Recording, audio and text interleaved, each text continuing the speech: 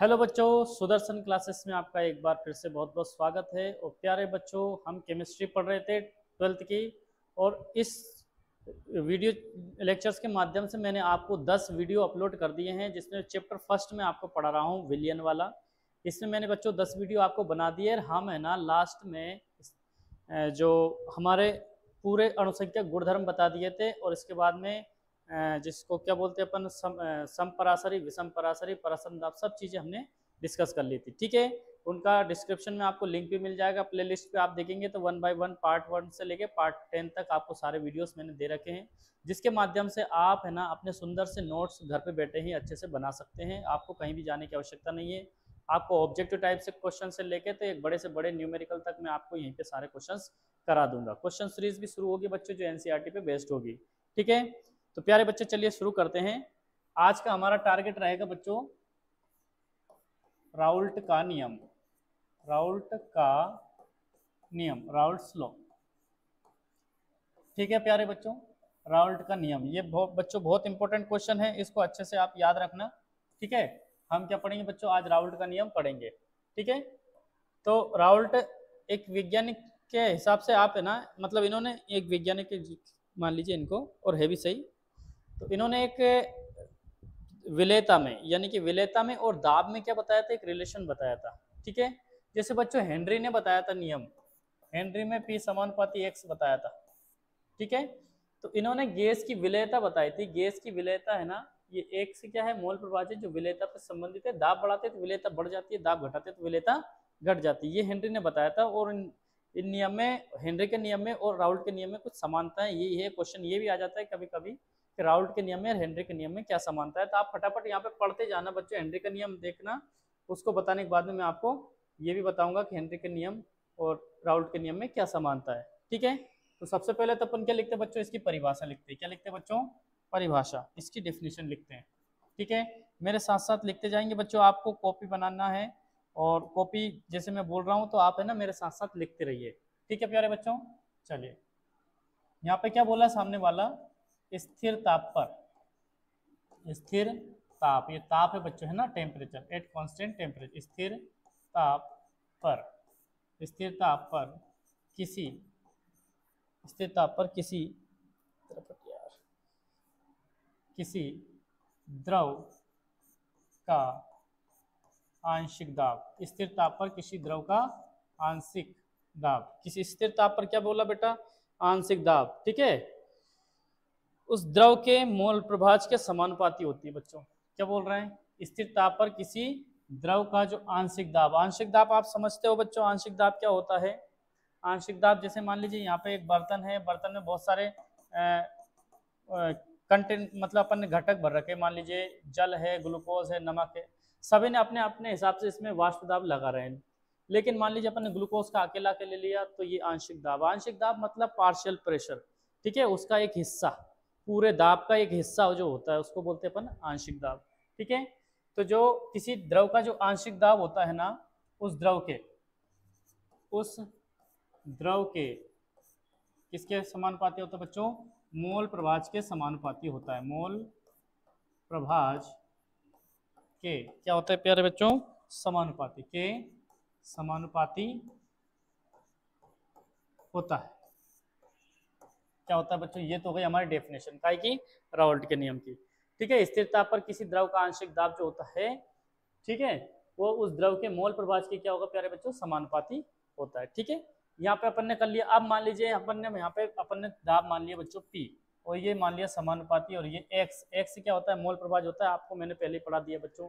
ठीक है, यहाँ पे P हमने क्या माना बच्चों, आंशिक दाब, क्या माना, आंशिक दाब, क्या माना प्यारे बच्चों, आंशिक दाब। ठीक है, और यहाँ पे जो X है वो क्या है बच्चों, मोल प्रभाज, क्या है प्यारे बच्चों, ये X है अपने पास में, मोल प्रभाज। ठीक है, X मोल प्रभाज। ठीक है, तो यहाँ पे ये तो हो गया बच्चों अपने पूरा का पूरा राउल्ट का नियम। राउल्ट का नियम यही बोलता है। ठीक है, राउल्ट का नियम ये भी बोलता है डाल्टन के हिसाब से कि जो कुल दाब होता है उनके आंशिक दाबों के योग के बराबर होता है। डाल्टन से संबंधित है पूरा पूरा। ठीक है, ये राउल्ट का नियम लिखिए। फिर बच्चों एक और क्वेश्चन बनाते हैं राउल्ट के नियम पे, नियम से संबंधित, फिर उसको अपन आगे बढ़ाएंगे। लिख लिया बेटे, चलिए आगे बढ़ते हैं। देखना बेटा, आप क्वेश्चन देखना।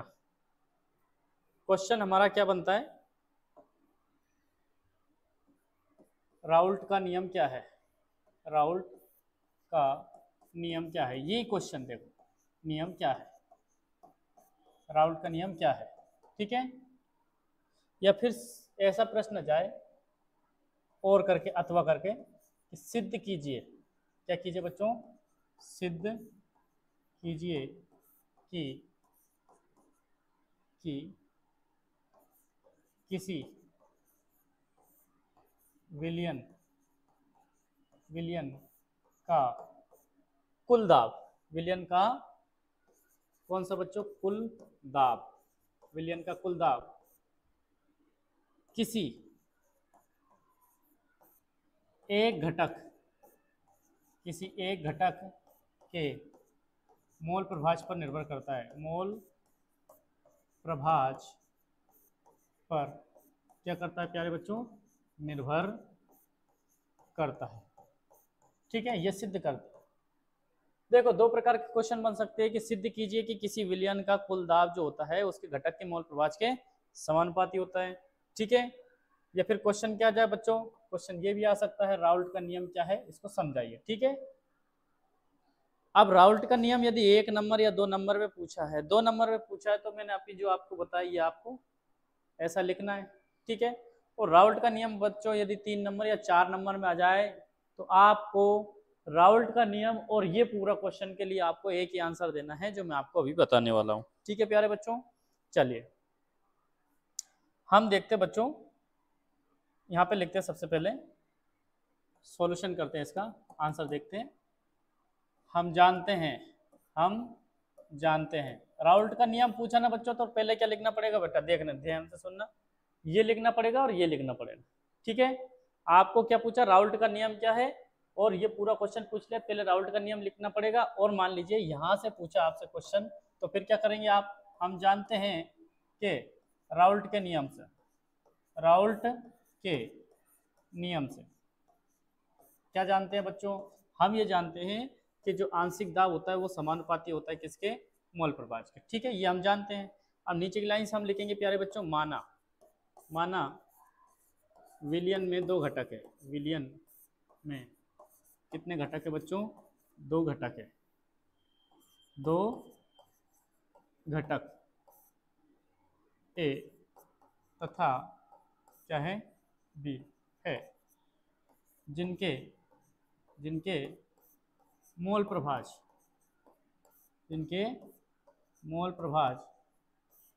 क्रमशः अपन मान लेते हैं, क्रमशः मतलब समझते हो बच्चों, पहले ए का और फिर बी का, क्रमशः अपन मान लेते हैं कितना बच्चों, एक का मान लेते हैं प्यारे बच्चों एक्स ए तथा एक्स बी है। ए का मोल प्रभाज अपन ने क्या माना बेटे, एक्स है, और बी का क्या माना बेटे, एक्स बी, ये मोल प्रभाज मान लिया, ठीक है प्यारे बच्चों।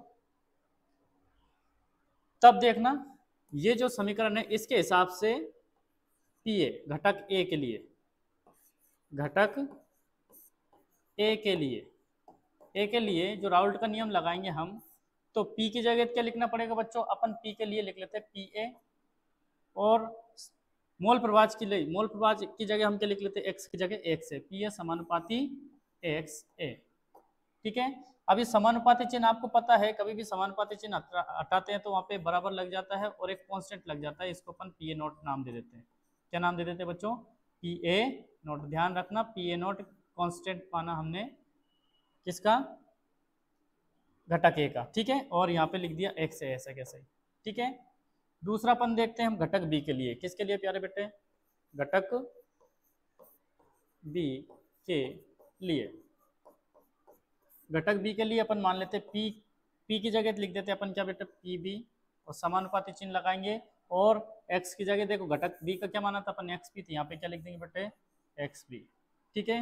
समानुपाती चिन्ह हटाएंगे, एक कांस्टेंट लग जाएगा, यहाँ पी ए था तो यहाँ पे क्या कर देते, पी बी नॉट, और यहाँ पे लिख देते अपन एक्स बी, ठीक है बेटे। अब देखना यहाँ पे एक नोट लिखना पड़ेगा आपको, डाल्टन के आंशिक दाब नियम के अनुसार, आंशिक दाब नियमानुसार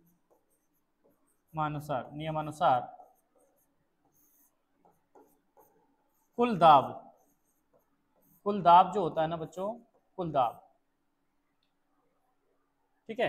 अब इसमें एक काम करते हैं, एक लाइन और बढ़ा लेते हैं, आप है ना कंफ्यूज मत हो जाना थोड़ा सा, क्योंकि अपन है ना इसमें यहाँ पे क्रमशः इनके मोल प्रभावित एक से एक्स भी मान लिया और आंशिक दाब दोनों के मान लेते हैं अपन, आंशिक दाब अपन मान लेते हैं दोनों पे। देखो पी ए तथा पी बी है, आप ये लाइन नहीं लिखो तो भी कोई दिक्कत नहीं है, ठीक है। इनके अपन ने आंशिक दाब है ना, मोल प्रभाज ए का तो मान लिया अपन एक्स है और उसी का आंशिक दाब पी ए मान लिया, मोल प्रभाज बी का अपन ने मान लिया एक्स बी और उसका जो आंशिक दाब मान लिया अपन ने पी बी, ठीक है। ये लाइन यदि छूट भी जाए तो कोई प्रॉब्लम नहीं है, लेकिन पूरा क्रिस्टल क्लियर करने के लिए आप लिख लीजिए, ठीक है। तो बेटा ध्यान से सुनना, डाल्टन का आंशिक दाब नियम अनुसार कुल दाब घटकों के आंशिक दाबों के योग के बराबर होता है, योग के बराबर होता है। यानी कि जो कुल दाब है ना बच्चों, पीटी लिख लेते, टी मतलब टोटल दाब अपन लिख लेते हैं, घटकों के आंशिक दाबों के योग के बराबर होते हैं। घटकों के आंशिक दाब अपन ने मान लेते हैं बच्चों, यहाँ पे पी ए और यहाँ पे पी बी है बच्चों, तो माफ कीजिएगा क्या है, सॉरी पी ए ही है यहाँ पे, तो क्या यहाँ पे यहाँ पे पी बी और यहाँ पे पी ए, ठीक है। घटकों का आंशिक दाब अपन ने एक का पी ए माना था, दूसरे का पी बी, देखो यहाँ पे पी ए और पी बी, तो टोटल जो है अपने पास में दाब आ जाएगा कौन सा, P A plus P B, ठीक है प्यारे बच्चों। चलिए इतना नोट करिए बच्चों, मैं फिर इसको ऊपर सरका के और भी आगे बढ़ाऊंगा आपको, फटाफट इसको नोट कीजिए या स्क्रीनशॉट लीजिए, तभी अपन आगे बढ़ेंगे, ठीक है बेटे।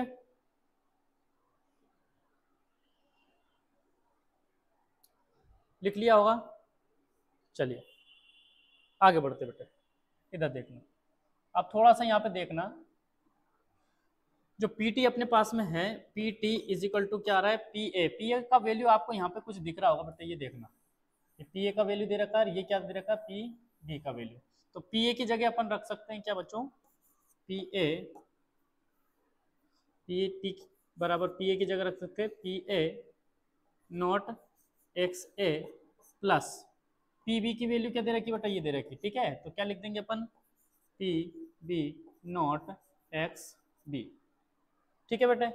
अब क्या करते हैं देखना, ये समीकरण मान लीजिए, इसको अपन समीकरण एक मान लेते हैं, इसको जो अपन ने ये बनाया था इसको इक्वेशन नंबर फर्स्ट दे देते हैं और इसको अपन दे देते हैं बच्चों इक्वेशन नंबर सेकंड, ठीक है। अब एक बात और बताना बेटा, जब मैंने आपको मोल प्रभाज पढ़ाया था तब यहाँ पे लिखते से आपको समझ में आ जाएगा, हम जानते हैं कि विलयन में उपस्थित घटकों के मोल प्रभाजों का योग, मोल प्रभाजों का योग हमेशा कितना रहता है बेटे, हमेशा एक होता है, क्या होता है, एक होता है। अपन ने मोल प्रभाज क्या क्या लिया था बेटे, मोल प्रभाज लिया था अपन ने एक तो एक्स ए और दूसरा लिया था क्या, एक्स बी। ये क्या बोल रहा है कि घटकों के मोल प्रभाजों का योग, घटकों के मोल प्रभाजों का योग कितना होता है बेटे, एक होता है। तो यानी x A plus x B, योग मतलब होता है जोड़, योग मतलब क्या होता है बेटे, जोड़। यानी अपने पास में एक्स ए, एक तो मोल प्रभाज ये दे रखा है, दूसरा मोल प्रभाज दे रखा है एक्स बी, इन दोनों का योग कितना होता है बच्चों, एक होता है। और जब मैंने आपको मोल प्रभाज पढ़ाया था उस टाइम पे प्रूफ भी करके बताया था और दोनों को जोड़ के भी बताया था, देख लो इनका योग कितना आ रहा है, एक। और हमेशा याद भी रखना कि इनको जब भी आप जोड़ोगे तो 1 आएगा तो आपका आंसर सही है, नहीं तो आप जोड़ के देखो अगर 1 नहीं आ रहा तो आपका आंसर क्या है बच्चों, मोल फ्रैक्शन का भी गलत है। तो आप मतलब चेक भी कर सकते हो, ठीक है। मोल प्रभाज मैंने पढ़ा रखा है बच्चों आपको, ठीक है। तो अब इसको थोड़ा सा अपन आगे बढ़ाते हैं, जैसे मान लीजिए यहाँ पे अपन ने ऐसा लिख लिया, X A is equal to, ये एक्स बी को इस तरफ लेके जाते हैं, तो यहाँ प्लस का है तो ये का हो जाएगा माइनस का, तो 1 माइनस एक्स बी हो जाएगा, ये क्या हो जाएगा, एक्स बी, ठीक है। ये जो एक्स ए की वैल्यू है ना, इसको उठा के कहाँ रख देते बेटो, यहाँ पे समीकरण 2 में मान रखते थे। ठीक है, तो अपन लिखते हैं समीकरण 2 में एक्स ए का मान रखने पर क्या करेंगे बेटा, ध्यान से सुनना। क्या लिखा बोलो सर, पीटी लिखा है, पीटी लिख दिया, बराबर पी ए नॉट है तो पी ए नॉट लिख दिया। एक्स ए की जगह पे हमको क्या लिखना बेटे, 1 माइनस एक्स बी, क्या लिखना है 1 माइनस एक्स बी, ये लिख दिया। फिर क्या लिखा बेटे, प्लस, फिर क्या लिखा, P B naught X, P B naught X B. ठीक है बेटे, अब इसको और भी आगे बढ़ा दो। ठीक है, यहाँ पे P T is equal to, यहाँ पी ए नोट का 1 में मल्टीप्लाई करेंगे तो क्या जाएगा बेटा, ध्यान से देखना, पी ए नोट का 1 में मल्टीप्लाई करेंगे तो क्या जाएगा, पी ए नोट। ठीक है, फिर माइनस का साइन लगाओ, पी ए नोट का काय में एक्स बी में करो तो क्या आ जाएगा, P A naught X B. फिर क्या लिखा बेटा, पी प्लस का साइन है, प्लस लगाया, फिर क्या लिखा अपन ने, पी बी नॉट और एक्स बी, ये लिख दिया बेटे। ठीक है, थोड़ा सा और भी आगे बढ़ाना चाहो तो और बढ़ा सकते हो, ये P T is equal to, यहाँ से कुछ कॉमन आ रहा है बेटा, पी ए नॉट, ठीक है, माइनस में एक्स बी क्या कर लेते हैं अपन, कॉमन ले लेते हैं, X B P A naught minus P B naught. ठीक है, यहां से एक्स बी को कॉमन ले लिया, यानी इसका इसका मल्टीप्लाई करेंगे ये वापस आ जाएगा, इसका इसका मल्टीप्लाई करेंगे ये वापस आ जाएगा। ठीक है, अब इसको और भी आगे बढ़ा सकते हैं लेकिन उससे कोई फायदा नहीं है। आप तो देखो यहाँ पे इस समीकरण को देखो, इस समीकरण में कुछ ऐसी चीज दिखाई देगी आपको बच्चों कि इसमें केवल एक घटक बचा है। क्या बचा है, एक घटक का मोल प्रभाज्य बचा है। क्वेश्चन को मैं फिर से बताता हूं आपको, क्वेश्चन को मैं फिर से बताता हूं बेटे, यहाँ पे देखना क्वेश्चन क्या बोल रहा है, विलियन का जो कुल दाब होता है, कुल दाब मतलब बच्चों क्या होता है, पीटी, कुल दाब क्या होता है, पीटी, एक घटक के मोल प्रभाज्य पे निर्भर करता है, एक घटक के मोल प्रभाज्य पे, या तो एक्स ए पे या फिर एक्स बी पे, यानी कि जो आपका आंसर आ जाए उसमें या तो एक्स ए हो या फिर एक्स बी हो, दोनों एक साथ नहीं हो सकते, किसी एक घटक होना चाहिए। ठीक है, अब मैं आपको वापस क्वेश्चन का जो आंसर आया उसमें ले चलता हूँ, देखना। ठीक है, यहाँ पे आपको देखना कहीं पे भी एक्स ए दिखाई दे रहा है, बिल्कुल नहीं दिखाई दे रहा है, यानी एक्स बी है, यानी कि एक घटक बचा अपने पास में, एक घटक क्या हो गया, पूर्ण रूप से गायब हो गया। इसका मतलब हम समझ गए कि ये है ना हमारा जो एक्स बी है, ये विलियन मतलब घटक बी का मोल प्रभाज्य है और एक्स ए क्या होगा, इससे गायब हो गया। ठीक है, यहाँ तक आप लिख दोगे, आपका क्या हो जाएगा बच्चों, आंसर सही हो जाएगा। ठीक है, फटाफट से क्या करेंगे प्यारे बच्चों, नोट करेंगे, इसके बाद में मैं आपको बताऊंगा कि इसका एक ग्राफ और बनता है, वो ग्राफ और प्लॉट कर देंगे, इसके बाद में हम क्या करेंगे, आगे बढ़ेंगे। ठीक है प्यारे बच्चों, चल फटाफट नोट कर लेना, फटाफट, देर नहीं करना बेटे।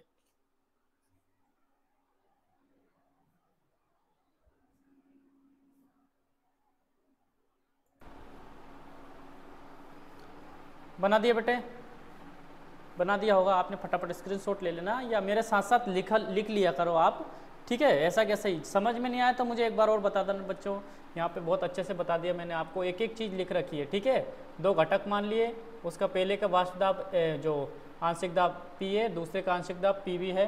ठीक है, मोल प्रभाज्य भी अपन ने लिख के ये बता दिया, समानुपाती चिन्ह हटा के P A naught P B naught लगा दिया। ठीक है, यह आंशिक दाब नियम में क्या बोल रहा था, पी टी क्या होता है, पी ए और पी बी के बराबर होता है, योग के बराबर, उनके जोड़ के बराबर। तो पी ए का वैल्यू यहाँ से उठा के ये रख दिया और पी बी की वैल्यू उठा के ऐसी कैसी रख दी। ठीक है, फिर एक और नियम देखो, मोल फ्रैक्शन क्या बोलता है कि एक्स ए और एक्स बी के जो योग होता है वो कितना होता है, एक होता है। क्या होता है, एक होता है। तो ये अपन ने लिखा और एक्स बी को उधर लेके गए बच्चों तो माइनस में आ गई ये, फिर जब एक्स ए की वैल्यू कहाँ पे ये पुट कर दी अपन ने और डायरेक्ट क्या कर दिया, फिर को उसको सोल्व कर दिया। सोल्व करते करते हम यहाँ पहुँच गए। इसके बाद में आपको क्या करना है, ग्राफ प्लॉट करना बच्चों, क्या करना है, ग्राफ प्लॉट करना है। ठीक है, मैं अगले पेज पे कर देता हूँ इसको। चलिए, इसका ग्राफ बनना जरूरी है बेटा, ध्यान रखना। ठीक है, ग्राफ बनाने के लिए आप क्या करेंगे, जैसे मान लीजिए मैं एक लाइन खींच लेता हूँ, डॉटेड लाइन यहाँ पे है नहीं है, फिर भी इधर देखिए, यहाँ पे आपको एक सीधी रेखा खींचनी है। कैसे खींचनी बेटा, सीधी रेखा। ठीक है, ये सीधी नहीं है, ये सीधी। ठीक, एक और सीधी रेखा खींचेंगे बेटा इसके बराबर से ही। मैं देख लेता हूँ मेरे सिस्टम पे, हाँ बिल्कुल सीधी रेखा आ रही है। ठीक है, आप स्केल का यूज़ करेंगे और सीधी रेखा खींचेंगे बेटा। हैं थोड़ी सी कम हो गई, इसको और बढ़ा देते हैं।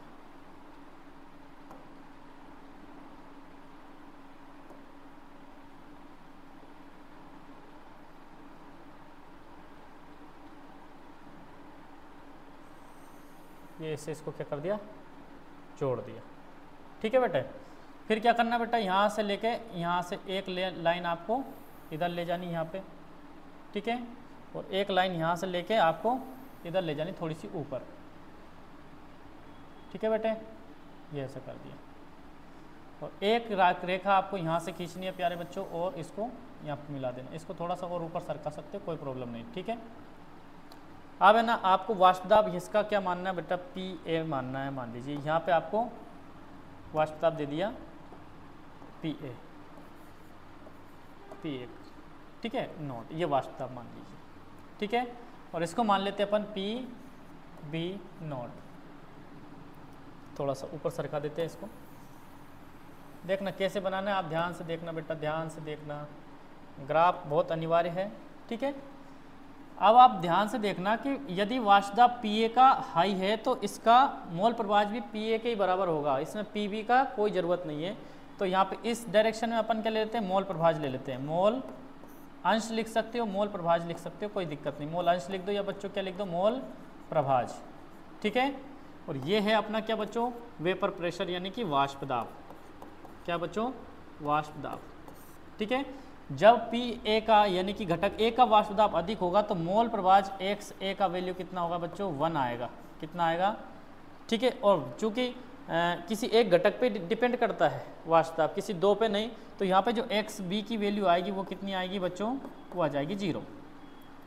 अब यहाँ पे यदि आप देखेंगे PB हाई है और PA क्या है बच्चों, यहाँ पे PA जो होगा वो क्या होगा, यहाँ के 0 हो गया। तो PA जब हाई था तो उसका मोल प्रभाज 1 होगा, PA इधर आके क्या हो गया, 0 हो गया। तो मोल प्रभाज भी इसका कितना हो जाएगा, 1 से का बच्चों यहाँ पे 0 हो जाएगा।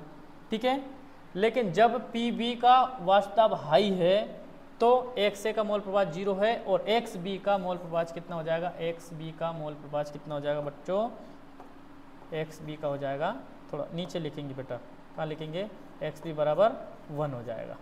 यानी कि 1 से का मान यहाँ 1 है, PA जब हाई है तो, ठीक है, और XB 0 हो जाएगा। जब यहाँ PB हाई है तो XB 1 होगा, X से क्या हो जाएगा, 0 हो जाएगा। ठीक है, तो ये वाला जो हिस्सा है ये क्या हो जाएगा अपना PB वाला। ठीक है, और ये वाला PA वाला, और जो कुल दाब है ना अपन यहाँ पर डिनोट करेंगे, PT बराबर क्या हो जाएगा, कुल दाब PA प्लस में PB। ठीक है प्यारे बच्चों, ध्यान से देखना बच्चों, ये आपने जिस प्रकार से यहाँ पे जो डायग्राम बनाया ना अपन ने, ये जो ग्राफ बनाया, ये ग्राफ इम्पोर्टेंट है और आपको दिखाई दे रहा होगा स्पष्ट रूप से, हाँ दिख रहा है, पूरा दिख रहा है। इसको फटाफट क्या करेंगे बच्चों, नोट करेंगे, इसके बाद में अपन अगला क्वेश्चन करेंगे। फटाफट नोट कर लेना, ऐसा कैसे ही बनाना है, इसमें कोई गलती नहीं है। ठीक है प्यारे बच्चों, बनाइए जल्दी।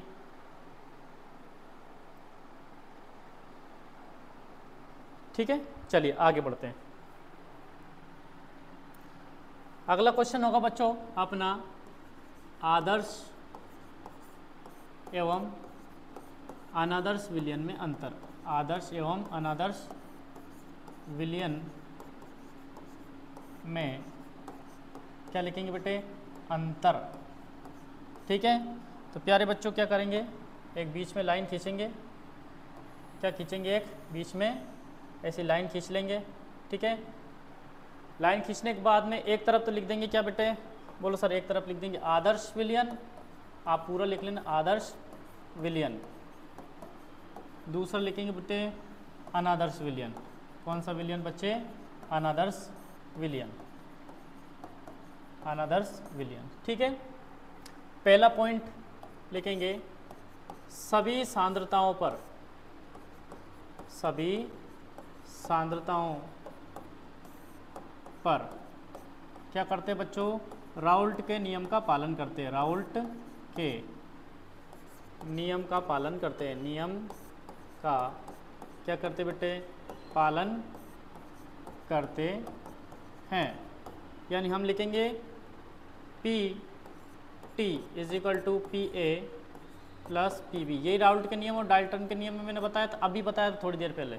ठीक है, उस तरफ क्या लिख देंगे बेटे, उस तरफ इसी को कॉपी कर लेंगे और मना कर देंगे कि ऐसा नहीं होता है। ठीक है, यहाँ देखिए सभी सांद्रताओं पर राउल्ट के नियम का पालन क्या करेंगे बेटे, यहाँ पे राउल्ट के नियम का पालन क्या कर देंगे, ऐसा लिख देंगे,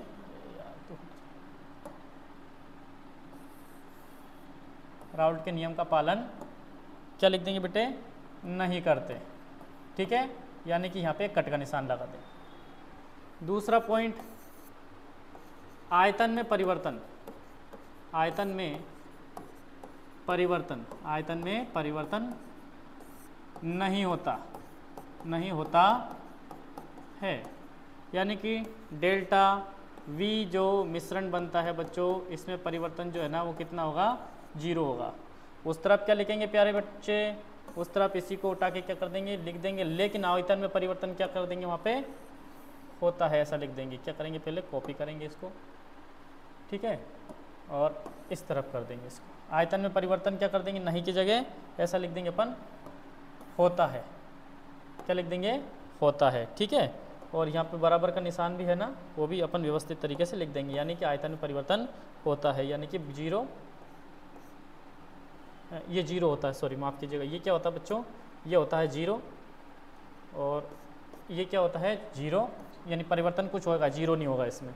ठीक है, तीसरे नंबर पर लिखेंगे ऊष्मा में परिवर्तन। ऊष्मा बोल दो, एंथैल्पी, एंथैल्पी में परिवर्तन, परिवर्तन नहीं होता है, नहीं होता है। यानी कि डेल्टा H मिश्रण जो बनेगा उसमें परिवर्तन भी कितना होगा बच्चों, 0 होगा। ठीक है, उस तरफ क्या लिख देंगे प्यारे बच्चों, उस तरफ लिख देंगे हम, उस तरफ लिख देंगे बेटे, यहाँ पे परिवर्तन कितना, 0 की जगह यहाँ पे क्या कट का निशान लगा देंगे, यानी यहाँ लिखेंगे अपन परिवर्तन होता है, ये 0 नहीं होगा, यहाँ पे इस 0 को क्या कर देंगे, ये नहीं को क्या कर देंगे, हटा देंगे। ठीक है, ये 3 अंतर हो गए। कितने अंतर हो गए बेटे, 3 अंतर। ठीक है, चौथा पॉइंट, चौथा पॉइंट लिखेंगे, उदाहरण लिख लेंगे। क्या लिख लेंगे बेटे, उदाहरण। जैसे CHCl3 लिखते हैं, यहाँ पे लिखते हैं अपन SiCl4 प्लस CCl4। ठीक है, यहाँ पे लिख लेंगे चौथे नंबर पर उदाहरण में बेटे CH3CH2 या फिर C2H5 लिख लेते हैं, C2H5OH प्लस H2O। ठीक है, ये हो गए अपने आदर्श विलयन और अनादर्श विलयन में अंतर। ठीक है बेटे, अब क्या करेंगे आप लोग, इनको फटाफट नोट करेंगे और नेक्स्ट वीडियो में मैं आपको बताऊंगा क्या जो धनात्मक और ऋणात्मक विचलन क्या होते हैं, ये किस प्रकार से पहचाने जाते हैं, आदर्श और अनादर्श विलयन को भी आप कैसे पहचानोगे, इसका भी मैं आपको तरीका बताऊंगा। ठीक है, मिलते हैं नेक्स्ट वीडियो में। वीडियो पसंद आए तो प्लीज़ अपने दोस्तों के साथ शेयर करना और हमारे चैनल को जरूर सब्सक्राइब करना है, आप नए हो तो। Thank you very much.